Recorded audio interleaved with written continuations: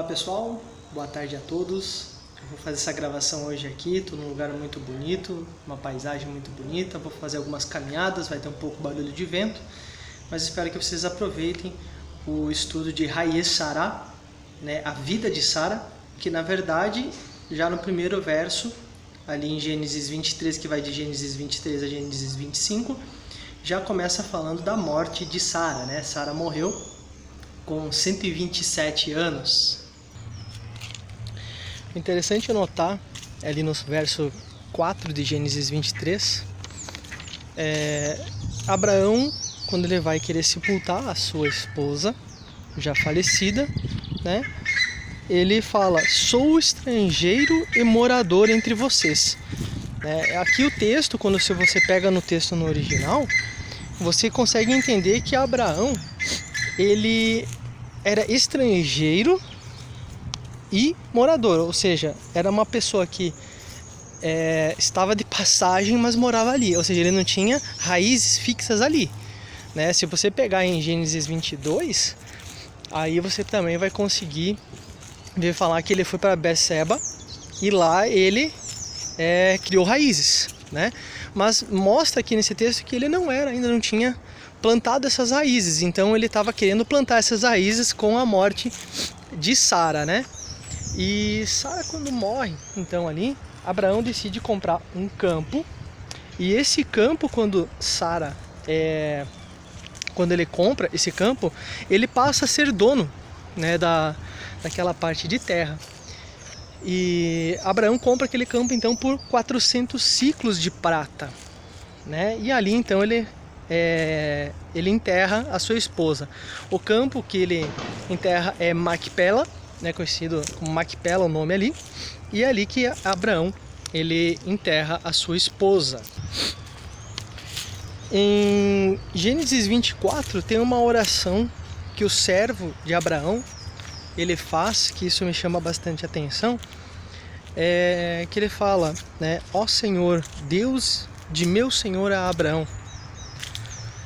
Isso me lembra o Salmo 110, né, o Salmo 110, o verso 1, que ele fala, diga o Senhor ao meu Senhor, que se assente à minha direita e que ponha os meus inimigos debaixo dos meus pés. Né? Ali eu consigo ver uma pequena alusão ao que foi feito por esse servo, né? Quando ele fala, ó Senhor, Deus de meu Senhor a Abraão. Me lembrou, né? Esse texto me lembra isso, na verdade, né? E é algo que nós temos, que é como se fosse fazer a nossa oração, fazer ao nosso Senhor Jesus. A gente faz essa oração a Ele. E Deus, o Pai, Ele intercede por nós através do nosso Senhor Jesus. Mas o interessante é notar que o que esse servo ele foi fazer. O servo ele foi atrás de uma esposa para Isaac, né? E ele fez essa oração pedindo para que colocassem a esposa certa para ele, né? Ele pediu ao Senhor que a pessoa que for para ser esposa de Isaac, então que ela venha me dar água de beber quando pedir e que ela mesma se ofereça a dar água aos meus camelos, né? E essa mulher que será a escolhida por ti. Então é isso mesmo que acontece. Rebeca vai até ali onde está o poço, pega a água, ele pede de beber e ela concede água para ele, né? Concede água, ele bebe e ela mesma se oferece a dar água para os seus camelos. Era 10 camelos, então você faça as contas, quanto que um camelo bebe e quanto que Rebeca deu de água para cada um dos camelos. Ela deu de água a todos, né? Camelo bebe muita água, né? Dizem que 25 galões um camelo pode beber, então talvez pode ter sido até uns 250 galões de água que ela deu de água para os camelos beberem. Então pensa o trabalho árduo que Rebeca teve para dar água para todos os camelos. E ela se ofereceu de prontidão, né? Então, o que acontece logo depois? Eles vão para casa, né? O servo conta toda a história para os familiares e pergunta, Rebeca, tu quer ir agora? E ela fala, sim, quero ir. E algo que me chama bastante atenção, que é onde que eu quero entrar no tema desse estudo, é o que está escrito no verso 60 do capítulo 24, que eu anotei aqui, que diz: e abençoaram a Rebeca, és nossa irmã, seja você a mãe de milhares ou multidões, e tua descendência possua a porta dos seus inimigos. Né? Mais uma vez me lembra aquele texto que eu falei anteriormente do Salmo, né? Salmo 110, porque Jesus, quando ele morreu na cruz do Calvário e ressuscitou, ele venceu a morte, né? Ele venceu a morte e, consequentemente, ele derrotou os inimigos, todos os inimigos, né? E isso é uma referência que eu levo para nós, que nós temos que ter esse nosso Senhor dentro de nós conosco todos os dias, para que nós possamos ter uma vida que Deus se agrada também. Outra coisa que me chama bastante atenção, já partindo para o capítulo 25, é Abraão deu tudo o que tinha para Isaac, e aos outros filhos deu presentes, mas separou todos eles de Isaac. A descendência viria de Isaac, e Deus separou todos os outros povos de Isaac. Por quê? Porque nem todos farão parte da descendência do povo de Deus. Nem todos fazem parte junto com Deus, da mesma família com Deus. E a prova é que aqui, quando Deus separa em Isaac, quando ele faz essa separação com Isaac, eu consigo ver que quando nós aceitamos a Jesus, quando nós aceitamos ser do povo de Deus, ser co-herdeiros, co-participantes, como está lá em Efésios 3:6, junto com os judeus, nós nos tornamos povo de Deus. Nós nos tornamos um povo, né, capaz de poder usufruir das promessas de Deus, mas que também tem deveres para com Deus.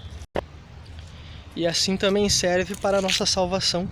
Na nossa salvação a gente sabe que ela é diária, mas nós precisamos permanecer firmes nessa caminhada, nessa jornada, para que nós não caiamos, nós não saiamos da presença de Deus. O interessante notar, é algo que me chamou bastante atenção nessa leitura, você pode ler, eu espero que você tenha lido antes de começar, é que quando Isaac ele casa com Rebeca, Isaac tinha 40 anos de idade, a Bíblia fala, né? Ela está escrito ali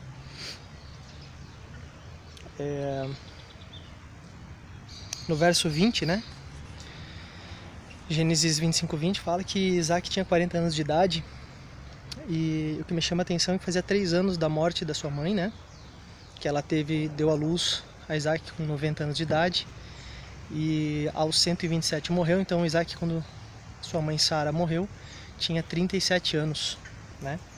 E isso me chama bastante atenção, porque Sara, ela não viu seu filho casar, Sara não viu seu filho ter filhos, ou seja, não viu seus netos. Sara não presenciou na vida da família nova que Isaac estava construindo com Rebeca. Aliás, nem conheceu Rebeca. Abraão conheceu. Diz também a Bíblia que Isaac, com 60 anos de idade, ele teve seus filhos, Jacó e Esaú. Aliás, Esaú e Jacó, né? Esaú veio por primeiro.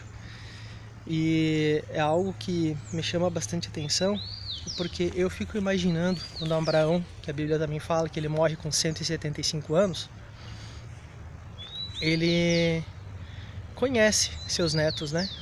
Porque quando Isaac nasce, ele tinha 100, então quando tem os seus filhos, né? Isaac tem seus filhos, Abraão tinha 160. Então por 15 anos Abraão esteve junto com Esaú e Jacó.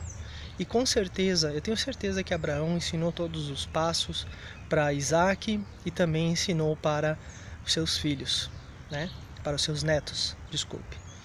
E eu posso notar aqui, porque na continuação da história, lá em Gênesis 25, a gente pode ver que Esaú vendeu a sua primogenitura, o direito de ser o primogênito, o chefe de todos, né?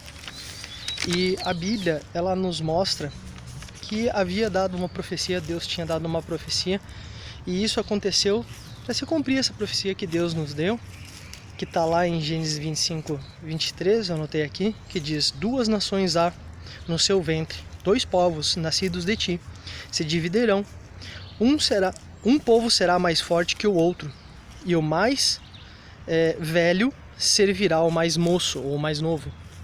Então aqui dizia que Esaú iria servir a Isaac, né? De todo esse contexto, toda essa história que eu contei para vocês aqui, eu quero frisar uma coisa que acho muito importante, que é o ciclo da vida.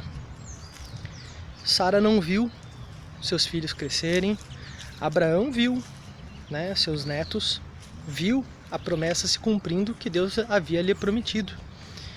Na sua deitosa velhice, como fala, quando Abraão morre, então Deus mostra e cumpre para Abraão. Mas Sara não viu. E quantas são as mães que não veem também seus filhos crescerem?